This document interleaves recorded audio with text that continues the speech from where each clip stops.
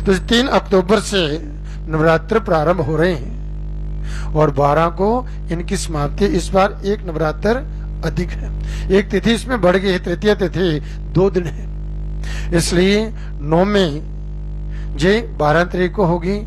नौमी का पारण जो है, तो नौमी तिथि जे 12 तारीख को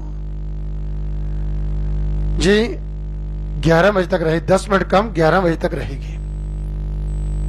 तो इसलिए नौमी में जो लोग पारण करेंगे वह 11 बजे से पहले। तो जो 9 दिन की साधना जो मैं आपको बताने जा रहा हूं कि विशेष शक्ति पूजन, शक्ति संवर्धन, शक्ति संचय दिन होते हैं, जिसमें भक्तजन शाखारोपण करते हैं, कलश स्थापन करते हैं, माँ की अखंड ज्योत प्रज्वलित करते हैं, माँ की पूजा विशेष रूप से उस दिन संकल्प करके 9 दिन का एक संकल्प लेते हैं कि माँ हम जो 9 दिन जो साधना आपके जो नवरात्र जो है इनमें आपकी साधना करेंगे, व्रत करेंगे, जब करेंगे कि माँ आप हमारे घरों में विराजमान होकर के आप हमें आशीर्वाद दें और आपका आशीर्वाद से हमारा पूरा परिवार, हमारा कुल जो है परम कल्याण को प्राप्त हो, परिवार में सुख समृद्धि हो, धन धान्य की वृद्धि हो, परिवार में ऐसे संवर्धन हो, सब कष्ट दुख रोग दूर हो, आत्म शांति आत्म सुख की प्राप्ति हो। तो इस प्रकार से संकल्प लेकर के साधक जन विशेष 9 दिन जो है शक्ति पूजन करते हैं, व्रत करते हैं, उपवास करते हैं, दुर्गा सप्तशती का पाठ करते हैं, श्रीमद् देवी भागवत का पाठ करते हैं, मंत्र जप करते हैं। और नवरात्रों में विशेष शक्ति की पूजा अवश्य करनी चाहिए।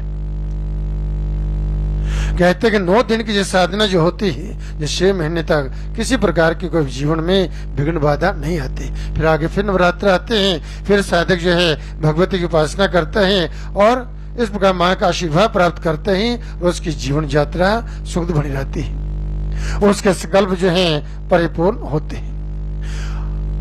अब जो 9 दिन की साधना जिसमें आप कलश स्थापन करेंगे, शाखारोपण करेंगे, तो कलश स्थापन जो कैसे करें? कलश जो है मिट्टी का कलश भी होता है, पीतल का कलश, इस प्रकार से कलश लेकर के आपने उसकी स्थापना करनी है। कैसे? क्या आप पूर्वाभिमुख बैठे हुए हैं, जहां पर भगवती की आपने प्रतिमा रखी हुई है उसके अपनी बाईं तरफ और देवता की दाईं तरफ होगी। जैसे जहां मैं बैठा था इस तरफ जो है कलश स्थापन होगा ईशान कोण में, और सामने जो है मां भगवती की प्रतिमा आप रखेंगे। अब कलश स्थापन कैसे करें? तो भूमि पर धान्य रखें, चावल रखें, धान्य जो है वह रखें, उसके ऊपर जल से पूरित कलश को रखें और फिर कलश में जब जल डाल दिया तो उसमें गंगा जल भी डाल लें, थोड़ा गंगा जल डाल लें, फिर उसमें चंदन डाल लें, सर्वौषधि डाल लें, दुर्वा, घास की जो दुर्वा होती है, ये दुर्वा कूच बना करके आप दुर्वा दल जो है उसमें डाल लें।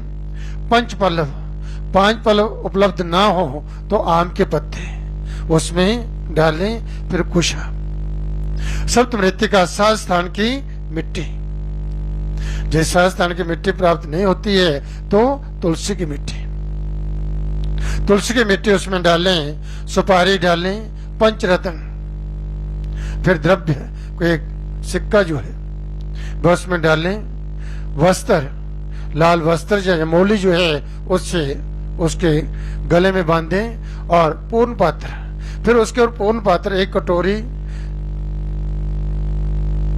उसमें चावल डाल करके उसके फिर ऊपर रखें जो पूर्ण पात्र होता है।